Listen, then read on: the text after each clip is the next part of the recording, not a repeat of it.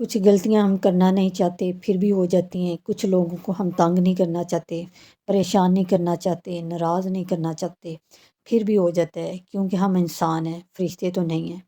لیکن پھر بھی اللہ تعالیٰ نے خوبصورت طریقہ انسان کا اور اپنی ملاقات کا بنایا ہے، جسے استغفار کہتے ہیں۔ تو چلیں آئیں آج اپنے اللہ سے استغفار کرتے ہیں، اپنے گناہوں کے جو ہم نے جانتے ہوئے جانے میں انجانے میں کبیرہ صغیرہ گناہ کیے ہیں، ہم اللہ تعالیٰ سے معافی مانگتے ہیں۔ اور ساتھ ساتھ استغفار کی ایسی فضیلت اور طریقے آپ تو بتاؤں گی کہ انشاءاللہ اللہ تعالیٰ آپ کی توبہ کو قبول کریں گے، اور انشاءاللہ اللہ تعالیٰ آپ کو دونوں جہانوں میں کامیاب کریں گے۔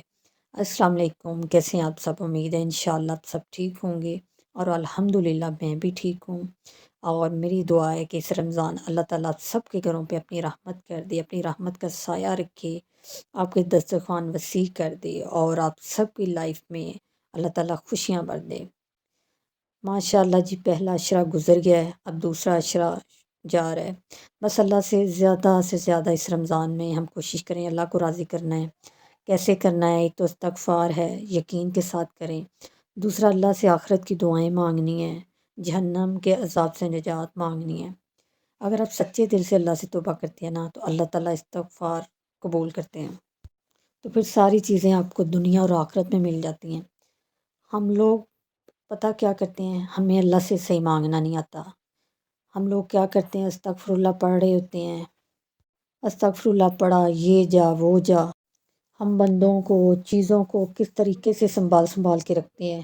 کوئی انسان ہم سے ناراض ہو جاتا ہے تو ہمارا دل پریشان ہو جاتا ہے، ہم کتنے بے چین ہو جاتے ہیں، اور پھر ہم کیا کرتے ہیں، ہم اس کے گھر جاتے ہیں، اس کو مناتے ہیں، راضی کرنے کی کوشش کرتے ہیں، سمجھاتے ہیں کہ یہ غلطی ہو گئی، آئندہ نہیں ہوگی، یہ میں نے غلط فہمی میں کر دیا، کہہ دیا، معافی بھی مانگ لیتے ہیں، کبھی کبھی تو ترلے کرنے لگ جاتے ہیں۔ پھر بھی وہ بندہ زندگی میں کہیں نہ کہیں تانا مار ہی دیتا ہے، تم نے فلاں ٹائم میرے ساتھ ایسا کیا تھا۔ اور وہ دیکھیں میرے اللہ کی ذات ہے، جسے ہم صرف اور صرف بستر کے اندر بیٹھے ہوئے لیٹے ہوئے نا کہہ دینا اللہ تعالیٰ ہمیں معاف کر دے، استغفر اللہ دل سے پڑھ لیتے ہیں نا، تو اللہ تعالیٰ ہمارے دونوں جہان سنوار دیتا ہے۔ ان دو الفاظ سے اللہ تعالیٰ ہمیں معاف کر دیتا ہے، ہمیں کوئی رونا نہیں پڑتا، ترلے نہیں کرنے پڑتے، التجائیں نہیں کرنی پڑتی، معافیاں نہیں مانگنی پڑتی۔ اللہ تعالیٰ صرف دو الفاظ سے انسان سے راضی ہو جاتا ہے، مان جاتا ہے۔ اور انسانوں کے بارے میں کہتے ہیں نا کہ بندہ نہیں معاف کر دیتا، اللہ تعالیٰ معاف کرتے ہیں۔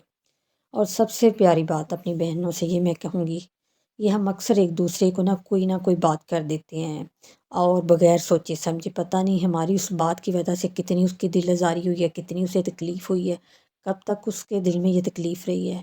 اس طرح نہ ہم اللہ کو ناراض کر دیتے ہیں۔ ہمیں سوچنا چاہیے کہ کسی کی دل آزاری نہ ہو جائے، کوئی تکلیف نہ پہنچے، ہماری اس بات سے وہ اللہ تعالیٰ کے سامنے ہماری شکایت نہ کر دے۔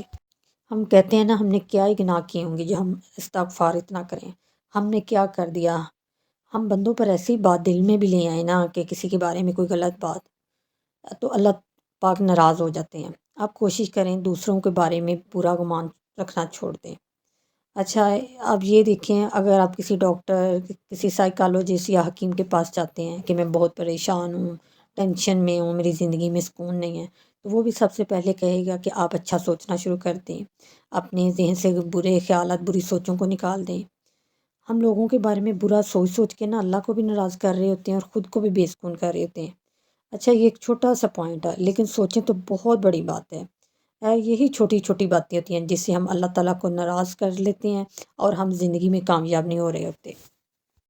یقین کریں اگر آپ کی زندگی میں بے سکونی ہے نا، کوئی عبادت میں مزہ نہیں آ رہا، رشتوں میں سکون نہیں ہے، اٹھتے بیٹھتے بے سکونی سی ہے، گھر میں آپ کو اپنے گھر میں سکون محسوس نہیں ہوتا، تو آپ سمجھ لیں اللہ ہم سے ناراض ہے۔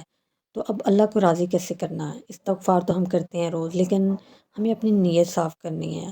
ہم کون سے کام کریں جس سے استغفار کرتے ہوئے پڑھتے ہوئے بھی زندگی میں سکون نہیں ہے؟ تو یہی چیزیں آپ سب سوچیں، اور پھر آپ سجدے میں گر پڑیں، اللہ تعالیٰ سے معافی مانگیں، دنیا بھی مانگیں۔ میں یہ نہیں کہتی کہ اپنی دنیا کے لیے کچھ نہ مانگیں، لیکن دل سے اللہ سے معافی مانگیں، اللہ سے توبہ کریں، اللہ تعالیٰ کو منائیں۔